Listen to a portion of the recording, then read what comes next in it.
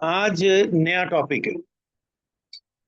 खुशी आप भी नहीं पढ़ रही इस साल, बिल्कुल भी नहीं, कुछ भी नहीं पढ़ रही है। लीनियर क्या, कभी छुट्टी कर रही है, कभी कुछ कर रही है। तुम्हारे पापा को बात बुला लेना, मैंने वो आ गया टाइम। एक आधी बारी मैं बता देता हूँ, फिर उसके बाद मैं बुला लेता हूँ। तुम्हारे भी बुलाना है? फिर ऐसी क्यों देख रही हो हसरत भरी निगाहों से कि मेरे पापा को भी बुलाओ। असमी, ये तुम्हारी ट्रेन लेट थी आज? अच्छा, ये कह रही कि आज कोऑपरेटिव एक्सप्रेस लेट है। इधर आ जाओ, दोनों में से एक के साथ।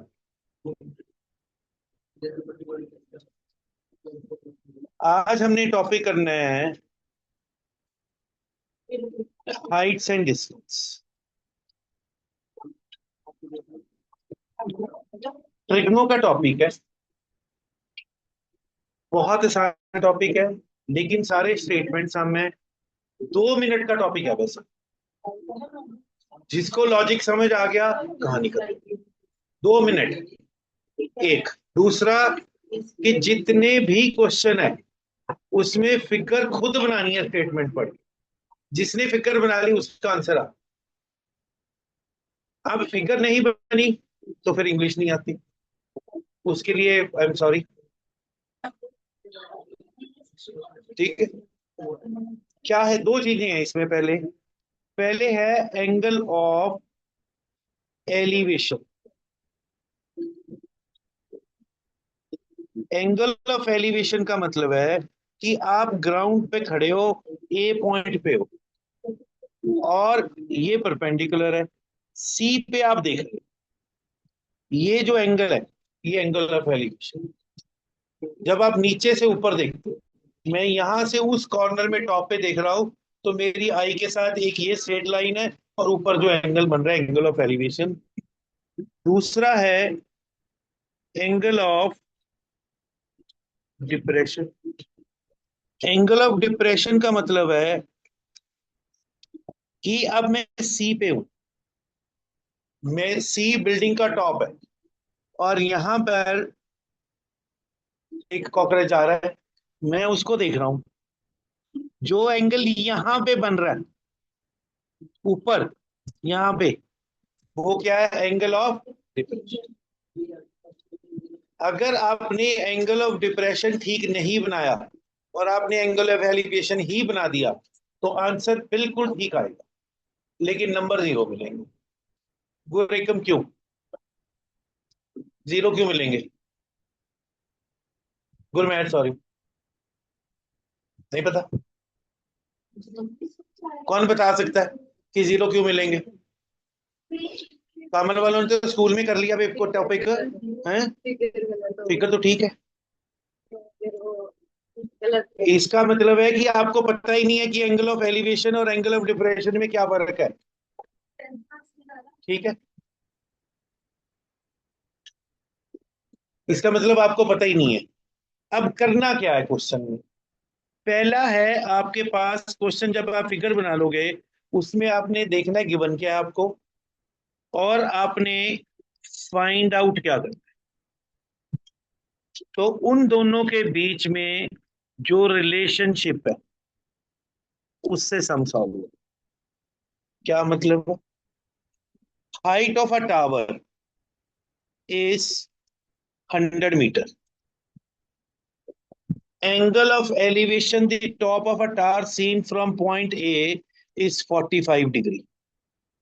Find how much far away point A is from B. Given क्या है मुझे? परपेंडिकुलर। ढूंढना क्या है? बेस।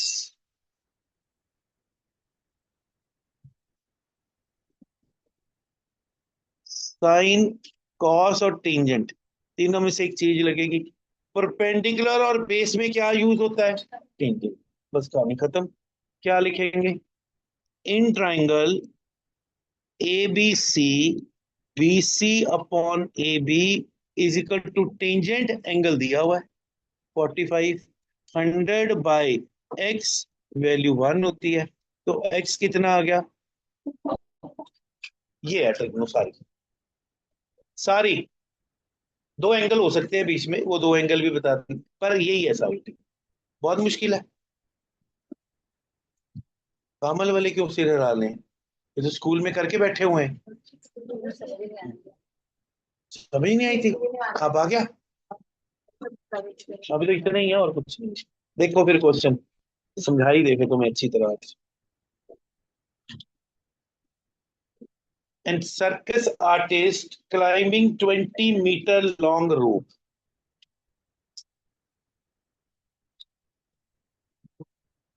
इसमें हर क्वेश्चन में राइट एंगल ट्रायंगल इन्वॉल्व होगा, तभी बात बनी। Which is tightly stretched and tied up at the top of a vertical tower on a ground. Find the height of a pole. पोल, पोल कौन सा है? खुशी।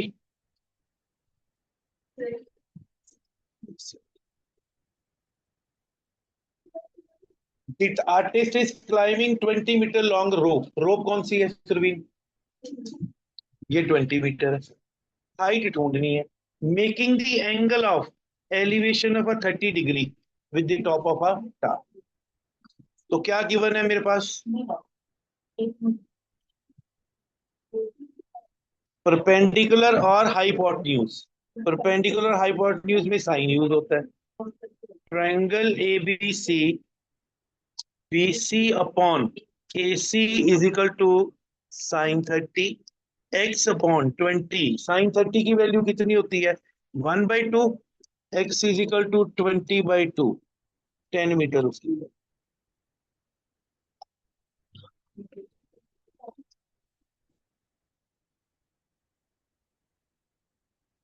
Angle of elevation top of a tower from the point on the ground which is 30 meter away from the foot. 30 meter away from the foot. Angle of elevation of a tower from the ground is 30 degree. Find the height of a tower. Height कौन सी है? ये है tower. तो इसमें क्या use होएगा? Perpendicular और बेस है, तो क्या यूज होएगा? टेंजेंट। ट्राइंगल, ये सब कुछ लिखना है। Triangle A B C, B C upon A C is equal to tangent 30। B C x/30, tangent value की वैल्यू क्या होती है? 1/√3। एक्स इज इक्वल टू 30/√3, √3/√3, तो 10√3/3। 10 × 1.73/3 डिवाइड करके जो भी तुम्हारा answer.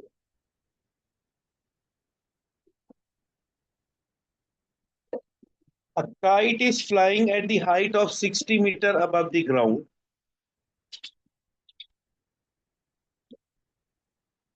The inclination string to the ground is, inclination means angle, with the string is 60 degree. Find the length of string. The kite is flying at the height of 60 meter. Saanvi Arora, 60 metre क्या चीज है? A B, A B. ठीक है। अब देखो, ना English आए ना दिमाग है। काइट लेट के जला उड़ा रहा है वो, पागल है वो। काइट कहाँ होती है? हाइट का कैसे देखोगी?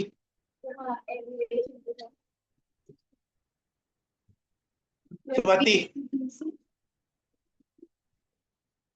मैंने पहले कहा है कि इंग्लिश ही नहीं आती।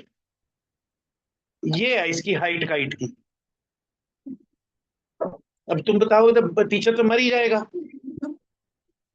फिर गलती से बेचारे वो एक सुप्रीम कोर्ट के जज ने किसी को कुछ कह दिया, बुरा तुम मान गए। हालत देखो तुम लोगों की। सर, आपने कुछ टाइम हो गया है,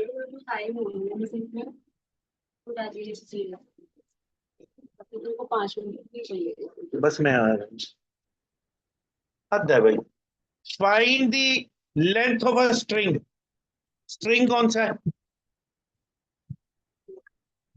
स्ट्रिंग ए बी है।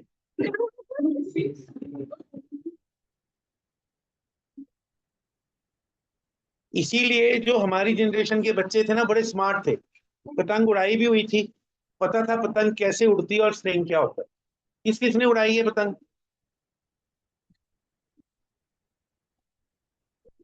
अभी भी कौन उड़ाता है कभी कभार? मैं अभी भी उड़ाता हूँ।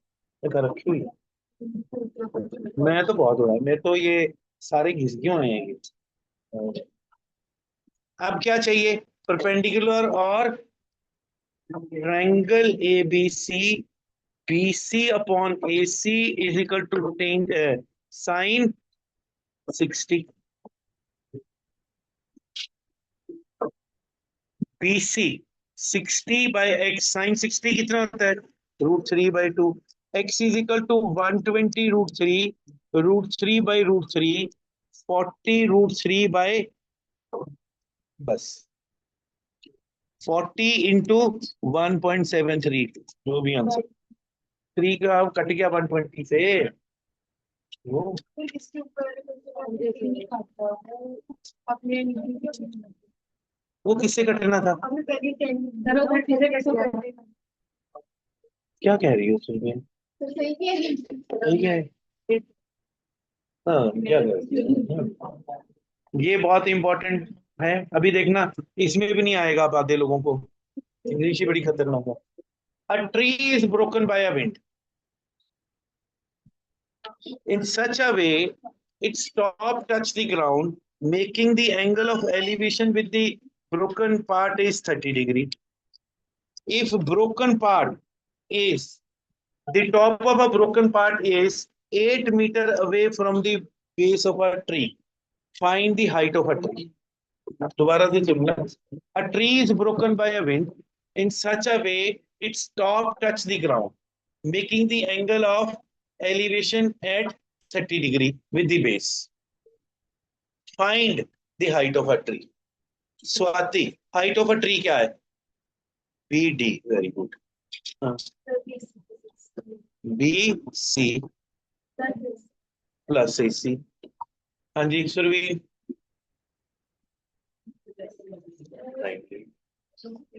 ध्रुव,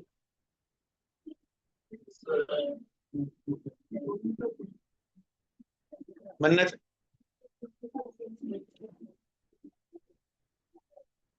BC प्लस AC को कुछ और भी कह सकते हैं सानवी? ठीक है, चाहे BD लिख दो, चाहे BC प्लस AC लिख दो, यही पार्ट आया। ये X है, ये Y है।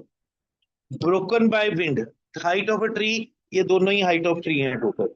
तो triangle A B C, B C by A B is equal to tangent 30 perpendicular upon base tangent 30 1/√3, X is equal to 8√3। Rationalise नहीं करना क्योंकि ये फाइनल आंसर नहीं है। जब तक हम फाइनल आंसर तक नहीं बोलते, ना कोई डेसिमल में चेंज करना है, ना फ्रैक्शन को वो करना है, रैशनलाइज करना है, कुछ नहीं करना। When we reach at a final result तब करेंगे।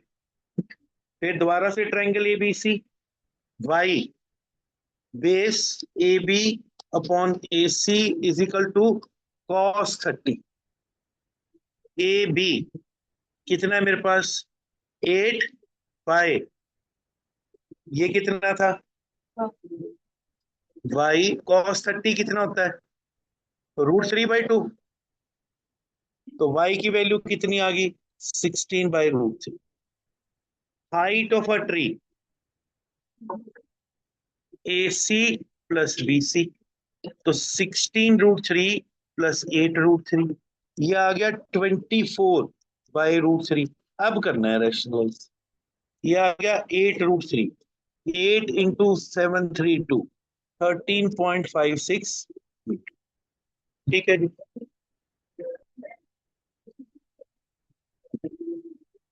अब फिर आगे तुम्हारी, मेरे पूछने की बारी। Angle of elevation of a tree from the point A is 60 degree. After moving 40 meter away from the point A, angle changes to 30 degree. Find the height of a tree. Away away किधर है अब? Away D पे है, away E पे। After moving 40 metre away from the point A, angle changes to 30। Away किधर है? खुशी D पे, सानवी ई पे, मन्नत डी, मन्नत डी, डी। बाकियों को और किसी के स्कूल में तो नहीं ना हुआ? किसी को पता है? ई, ई क्यों? डी। ये 5 लोगों ने स्कूल में किया, इनको जीरो फायदा हुआ। जैसे जैसे आप बेस के पास जाते जाओगे, एंगल क्या आएगा, छोटा के बड़ा? छोटा होएगा। नहीं बड़ा बड़ा होगा। हैं? बेस के पास जाओगे तो एंगल क्या होएगा? बड़ा होएगा। दूर जाओगे तो एंगल क्या होएगा? छोटा। हैं? हाँ, तो मैं तो कुछ भी कह रहा हूँ।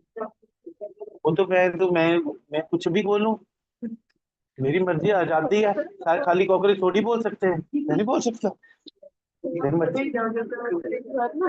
मेरे को तुम मारी पिटवाना चाहती हो, डंडे ही पिटवाओगी। नहीं, मैं तो बिल्कुल करता हूँ। वैसे कल खत्म ही हो जाना, कल परसों होगी बात उनकी। नहीं, नहीं हो जाएगा, रेजिग्नेशन नहीं होता वो, जो मर्जी हो। बस 1 मिनट में बोलो आप। 40 मीटर अवे, ये एक्स है, इसको मैंने ले लिया वाई।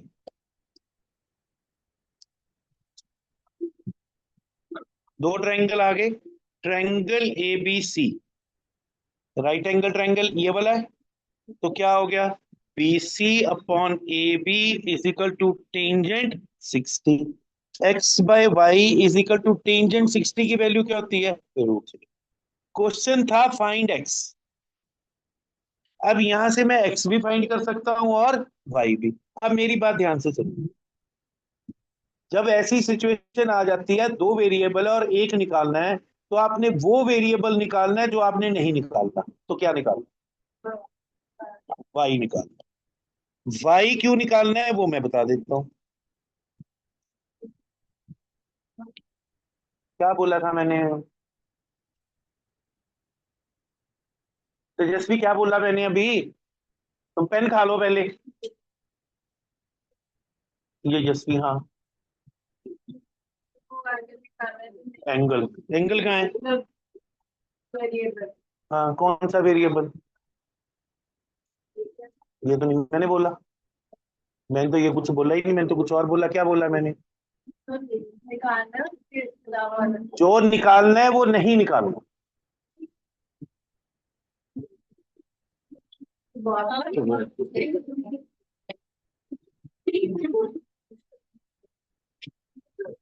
देश बदल जाएगा? ऐसे तो जरूर बदलेगा।